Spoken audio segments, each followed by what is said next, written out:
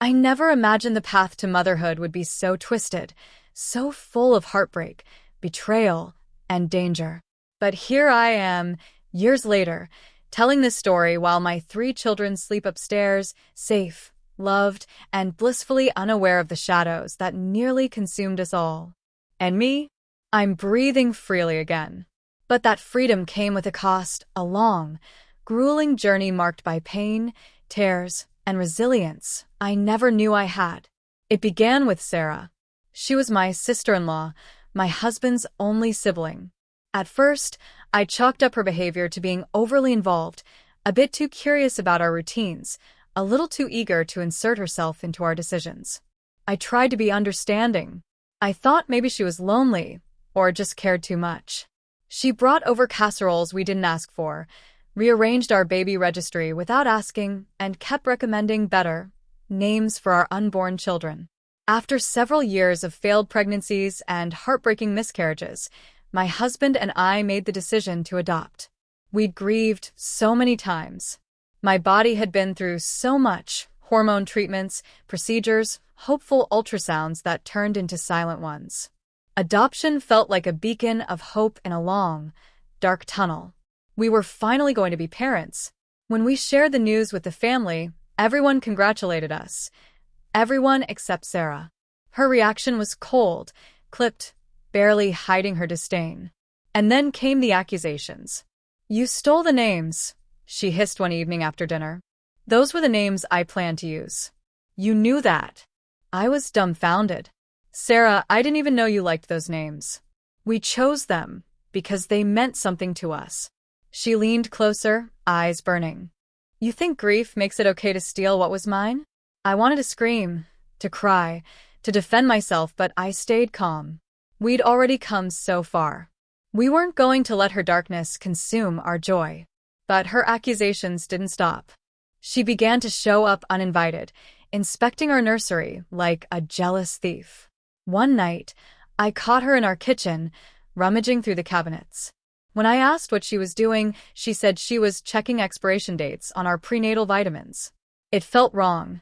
Weeks later, after the twins, Charlotte and James, were placed in our arms, a strange calm washed over me. A calm I hadn't felt in years. Holding them, feeding them, rocking them to sleep, it was everything I had dreamed of. Then came the betrayal. Catherine, a longtime friend of Sarah's, came to us in tears. "She tried to poison you," she whispered, shaking. "She told me she was going to swap out your prenatal vitamins with something that would make you miscarry again." My world tilted. "What?" She laughed about it. Said you didn't deserve to be a mother. I thought she was joking. But when I saw the open bottle in her purse, I knew she wasn't. We called the police. They launched an investigation. Tests confirmed that some of the vitamins I'd taken had been tampered with. A formal report was filed, and we were advised to install cameras and change all the locks. That same night, we put up a doorbell camera and baby monitors in every room. My husband called our pediatrician and requested a transfer to a different clinic. We were living in fear, but we weren't going to let it stop us. The twins deserved safety, and we were going to give it to them. Then came another call from Sarah's husband. "She broke into our house," he said, voice trembling. "Stole baby clothes, old photo albums, and left a note saying she wanted visitation with her children. She's spiraling," he warned. "She's sleeping on couches, calling random relatives, telling them we've abandoned her. I don't know what she's capable of anymore." 3 days later, she showed up at my husband's office parking garage. He had just finished work, heading to his car, when she appeared from the shadows. "You poisoned everyone against me," she screamed, startling him. "Sarah, you need to leave. You're violating the restraining order," he said firmly, already pulling out his phone to record. "That piece of paper means nothing," she snarled. "You're my brother. You're supposed to protect me. You destroyed yourself, Sarah." In a flash, she grabbed his phone and threw it against the concrete wall. It shattered.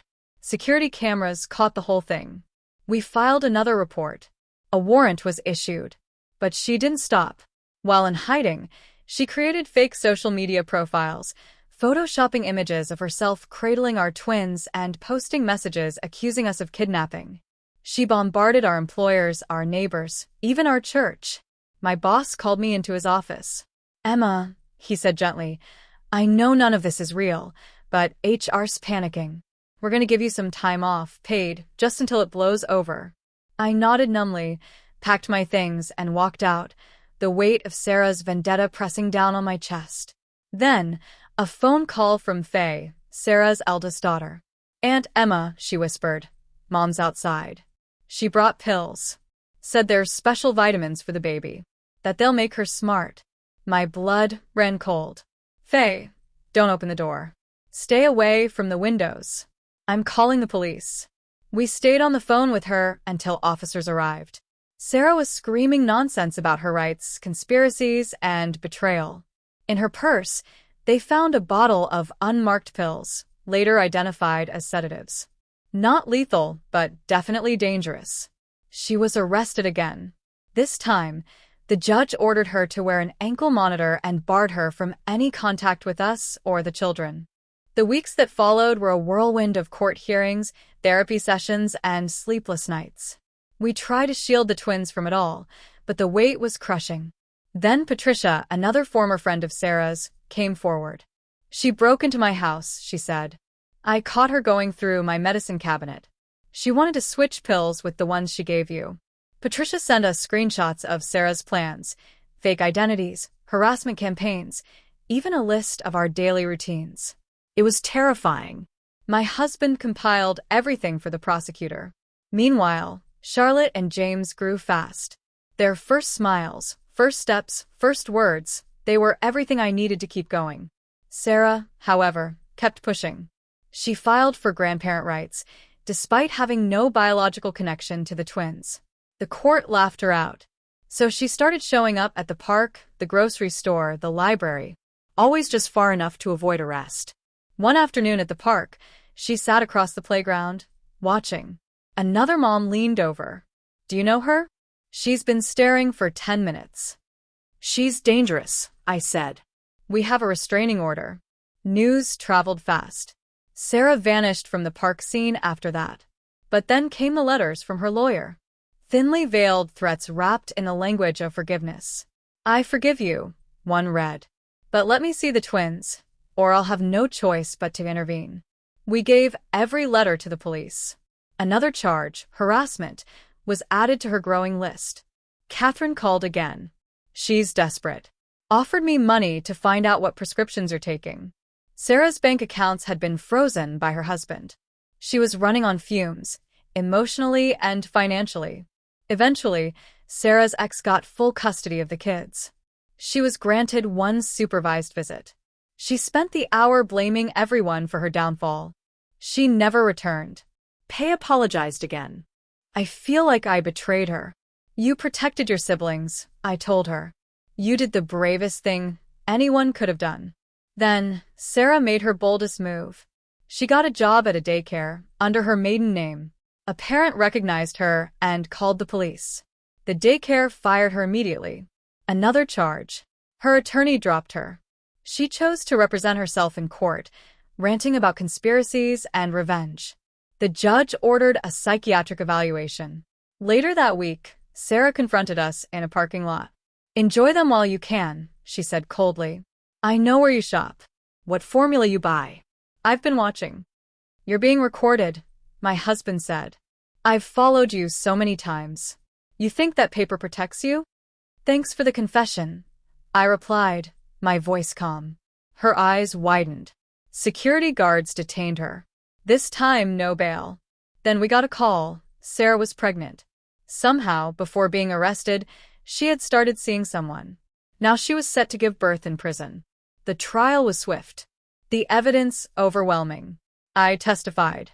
I told the jury everything about the pills, the lies, the stalking. Sarah took the stand, cried about betrayal, claimed to be misunderstood. When the prosecutor asked, "Did you tamper with Emma's vitamins?" she whispered, "She didn't deserve to be a mother." The courtroom gasped. Guilty. On all counts. 15 years. Parole possible after 7. She was sent to a facility with mental health treatment. Then came another call. Sarah's baby, Emma, was born. healthy. but in need of a permanent home. Could we do it? We thought long and hard. Could we raise her child? Could we separate her from the sins of her mother? In the end, love won. We adopted Emma, gave her the middle name Hope. Now, years later, I sit here watching my children play. Charlotte, James, and Emma, the family I never thought I'd have. She ashes Sarah left behind no longer smolder. They've been swept away by laughter, healing, and love. Thank you so much for listening to our story.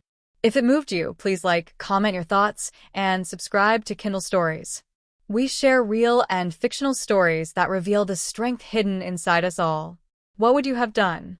Let us know below. See you in the next one.